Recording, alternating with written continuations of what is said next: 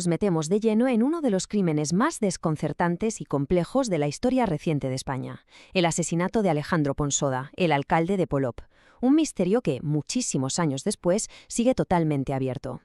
Y aquí es donde la historia da un giro increíble.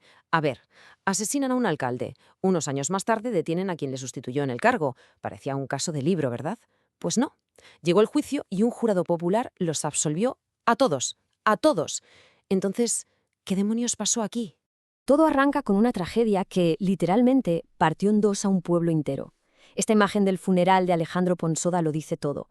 Es el reflejo del dolor y de la incredulidad de una comunidad que había perdido a su alcalde de la forma más brutal que uno puede imaginar. Vale, para no perdernos en este lío, vamos a seguir el rastro de los hechos paso a paso. Primero, el asesinato en ese pueblo tan tranquilo. Luego, la supuesta trama que se montó en secreto. Después, la figura del testigo clave que lo cambió todo. Y finalmente, el veredicto y la pregunta que, a día de hoy, sigue en el aire. Muy bien, pues vamos a sumergirnos en el inicio de esta historia. Nos vamos a Polop de la Marina, un lugar que, desde luego, nunca volvería a ser el mismo después de una fatídica noche de octubre. A ver, para que nos hagamos una idea, Polop era el típico pueblo súper tranquilo del Mediterráneo. Apenas 4.000 habitantes, un sitio donde todo el mundo se conoce, un remanso de paz. Y es precisamente ese ambiente tan apacible lo que hizo que el crimen fuera un shock tan brutal. Aquí tenemos la cronología exacta de los hechos. Alejandro Ponsode llevaba más de 12 años siendo el alcalde. La noche del 19 de octubre de 2007 llega a su casa y justo ahí, esperando a que se abriera la puerta del garaje, alguien le dispara en la cabeza. Estuvo 8 días luchando por su vida, pero al final no pudo superarlo. Pero, ¿quién era Alejandro Ponsode? Bueno, estas fotos nos lo muestran en sus dos facetas más importantes.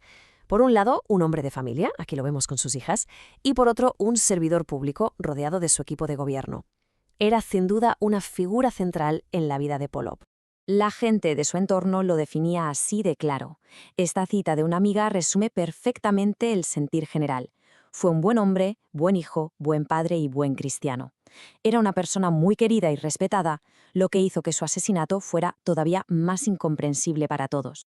Después del asesinato se hizo un silencio pesado. Durante 2 largos años parecía que la investigación no iba a ninguna parte. Pero de repente, ¡boom!, todo estalla con una serie de detenciones que dejaron a toda la comarca con la boca abierta. La Guardia Civil y la Fiscalía construyeron una teoría que parecía sacada de una novela negra. Según ellos, el móvil era un pelotazo urbanístico. El lugar donde se planeó todo, un reservado del Club de Alterne en Mesalina. Y los implicados, pues una mezcla de sicarios, empresarios y un político local muy importante. Y aquí entra en escena la figura clave de toda la acusación, Juan Cano. Era el concejal de urbanismo del propio Ponsode y de hecho fue su sucesor en la alcaldía. Para los investigadores, él era el cerebro de la operación, el que quería quitarse de en medio a su jefe para sacar adelante sus planes urbanísticos.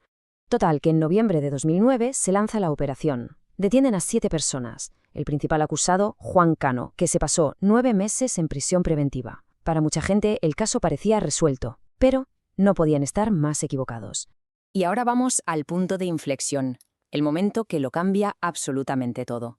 Porque esta trama tan compleja, con tantos personajes y motivos, se sostenía sobre un único pilar, uno muy frágil, la palabra de un solo hombre. La figura del testigo protegido, para que nos entendamos, es clave en muchísimos juicios. A cambio de contar lo que sabe, se le da protección y anonimato. En esta historia era un extrabajador del Club Mesalina que decía haber escuchado cómo se planeaba el asesinato. Él era, literalmente, la pieza central de toda la acusación. Pero, claro, llegó el juicio y la credibilidad de este testigo se hizo añicos. Resulta que dijo haber escuchado el plan en verano de 2007, pero se demostró que él no empezó a trabajar en el club hasta 8 meses después del crimen. Pero es que hay más. Tenía antecedentes por estafa, problemas de salud mental, consumía drogas. La propia policía local lo había calificado de farsante. Vamos, que ni siquiera la descripción física que dio de Juan Cano era correcta. Un desastre. Y lo más fuerte es que mientras toda la investigación giraba en torno a este testigo, una declaración que parecía importantísima se había quedado, digamos que olvidada. El secretario del ayuntamiento declaró hasta 3 veces que Ponsode le había confesado, una semana antes de morir, que lo habían amenazado de muerte por teléfono, un dato que, increíblemente, no estaba en el sumario inicial. Y con este panorama llegamos al juicio, 13 años después del asesinato. Con un testigo estrella totalmente desacreditado, el caso de la Fiscalía estaba a punto de colapsar de una forma estrepitosa. El veredicto del jurado popular fue rotundo, vamos, sin fisuras, no culpables. Los 7 acusados, Juan Cano incluido, fueron absueltos de absolutamente todos los cargos. Así que, resumiendo, la Fiscalía presentó una teoría muy elaborada sobre corrupción, pero se los vino abajo porque la única prueba real que tenían era el testimonio de una persona que, como se vio, no tenía ninguna credibilidad. Sin ese testigo, sencillamente no había caso. Mirad, esta frase la dijo el propio fiscal durante el juicio, y es demoledora. Quien mató a Alejandro se pasea por las calles de Polop. Es el reconocimiento de que, después de todo, el verdadero culpable seguía por ahí, libre. La absolución, lejos de traer paz, lo que hizo fue devolver a todo el mundo a la casilla de salida. Dejó una herida abierta en la comunidad y, por supuesto, en la familia de la víctima.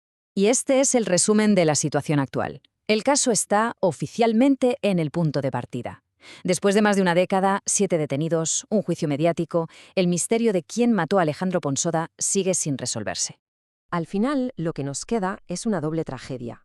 Por un lado, un pueblo y una familia que siguen sin justicia. Y por el otro, 7 personas y sus familias con sus vidas destrozadas por una acusación que al final se demostró que no tenía fundamento. Y así terminamos, con la pregunta que lo eclipsa todo. Si la justicia ha dictaminado que los 7 acusados son inocentes, entonces, ¿quién es el verdadero asesino de Alejandro Ponsode? Esa es la pregunta que a día de hoy sigue resonando sin respuesta en las calles de Polop.